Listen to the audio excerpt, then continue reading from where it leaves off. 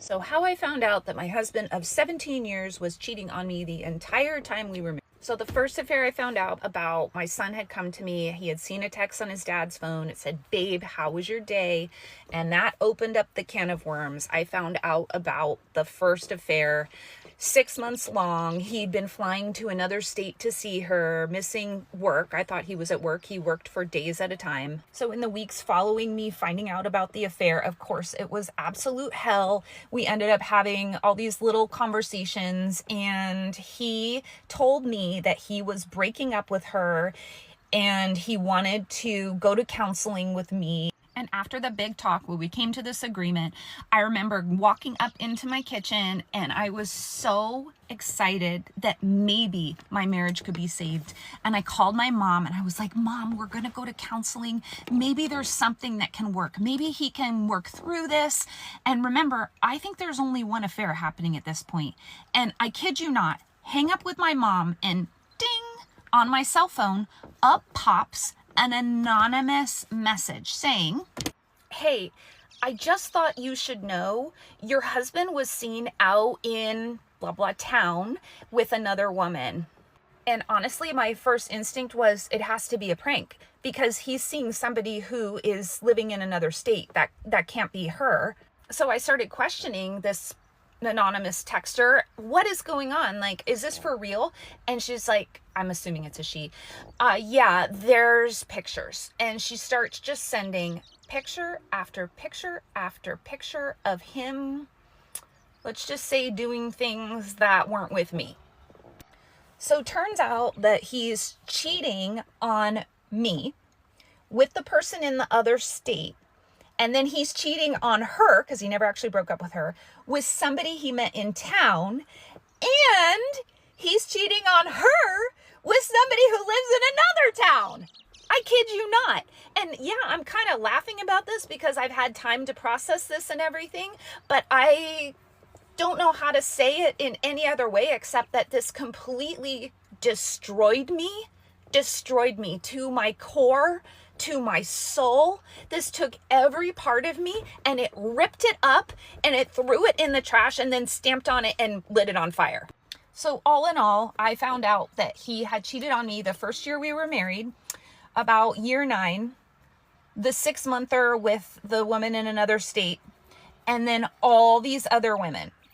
I also suspect that there were other ones, but he's never admitted to them. But there are things like receipts and pictures, things like that, that show me that there were other women. Actually, yeah, I do actually know about like 2 others. It starts to get a little blurry once you get to like 3 or 4. You know what I mean? All in all, it's just been one heck of a year. I've been trying to recover. I've been doing this TikTok to make community and to share my story. And I am beyond grateful for each woman who shared her story with me. You guys, you are amazing. You are warriors, and we are going to rise up. We are going to end up being better off in the end. Somehow, I truly believe that there is something in our pain that can be used for good. And I just wish each one of you so much healing over the next couple years. We're going to get through this. And thank you for being here with me. I can't get the thought of how disgusting you were giving birth. Are you joking? No, it was the worst experience I've ever had in my life. So then why did you knock me up a second time? The smell alone made me want to puke on the floor. I didn't think I was going to be able to make it. And I don't think You've got to be be with joking. Somebody who smells like that. That was so I don't repulsive. Permanently smell like that. I was in the middle of labor. You'd be surprised, honey, what lingers. Ever since that moment, Excuse me? You've smelled like shit. Oh, so that must be why you made a Tinder then. Maybe it was. I think you're just saying this shit because I caught you. No, maybe Making some bullshit up. Maybe I made a Tinder because I don't want to be with somebody who smells like manure. Huh? Dude, it was one day in my life. I was giving birth, pushing out your son. Well, it was the worst day of my life, at least for the smell. So tore my shit up in the process. Sounds like a personal problem. Are you for real? Does it look like I'm kidding? Hi. Hi. How's your day? Tiring. Had a package. How's yours? That's fine. How are the kids? They were okay. Whiny. You get dinner started yet? Nope. Who's this? I don't know. What is that? Oh, looks like it's your Tinder. I don't have a Tinder. It looks like you do. But these divorce papers? Yeah. Are you serious? Yeah, I want a divorce. Because I made a Tinder? That's not even cheating. It's hardly cheating. I want a divorce. Just because I have a Tinder account. Yes. I haven't even met anybody on Tinder. don't I haven't care. even talked to I anybody. don't care. There was You're intention. not even giving me the time of day to defend myself or even talk about it. Because you intended on finding somebody. No, I just intended to just kind of chat with people. We just moved here. We have no friends. I'm trying to find friends for us and people to hang out with. On Tinder? You complain every single day about having no girlfriends here, and I'm trying to find those people. Tinder is not the place to find friends for your wife. That's not totally out of the question. It's ridiculous. We're not doing a divorce. We're going to talk about this. When I found out that my husband of 17 years had been cheating on me the entire time we were married, I was so shocked at what he said about our kids. So after I found out about at least the first affair, the school therapist said that he should go and talk to the kids and tell them what was going on. They're a little older, they're young teens. So she felt like that was the best way to approach this situation. So he was willing to do that. So he tells the kids, and then he's shocked, completely shocked that they're mad. Completely shocked. He is like, well, I just didn't know that they would take this so hard. And here's what he said next that blew my mind.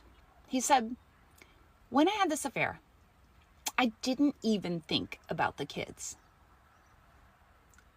You didn't think about your kids?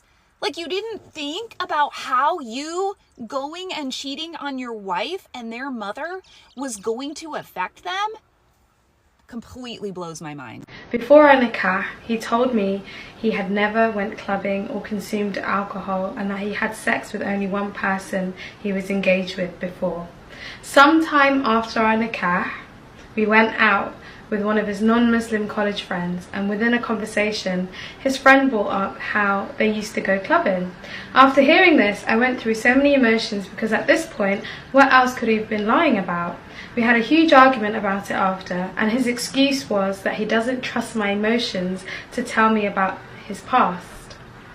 I then found out he had sex with 5 other people in his past, and that he would get hammered with friends. I am what I would consider religious and was a virgin. I've never even stepped foot in a school dance, nor have I ever had drugs or alcohol. Anytime I try to look through his phone or question him about girls he has on Snapchat that were his friends before I met him, he gets very defensive. He even lied to me. You can't believe that some things happens in real life until you see or experience them. Here comes a boy, I can't call him a man, he's a boy, seated on a chair, or probably a mama's boy, seated on a chair, tarnishing his woman, because his woman gave birth. Now, let me put this into perspective, right? Biology, it's a study shows that the urge to have sex decreases by that 5% after a woman in a relationship gives birth. Now, this is biology being unforgiving to a lady, right? And this man can't understand that. You know what I mean? Because this lady gave birth to a child that society will consider more to belong to the father than the woman. And yet, the woman is the one who suffers most during pregnancy and after giving birth. I'm a man. That's not negotiable. But I have learned about the issues that women undergo in relationships that nearly made me cry. For example, when a woman finds that a man is cheating, divorces, the next thing. But let me tell you this: a woman is more affected by divorce than the man. Yes, society, obvious. A lady after divorce with kids, you know what I mean, is very hard to fall into a relationship than a man after divorce. A lady's income after divorce is meant to fall than the man. Why? Because after divorce, the lady is expected to take care of the kids after divorce. This will cut time for work and maybe enjoying herself. You know what I mean? So the society is very cruel to the ladies. The society expects the lady to forgive the man after the lady finds out the man is cheating. Because after a relationship fails, it is considered a mistake for the lady than the man.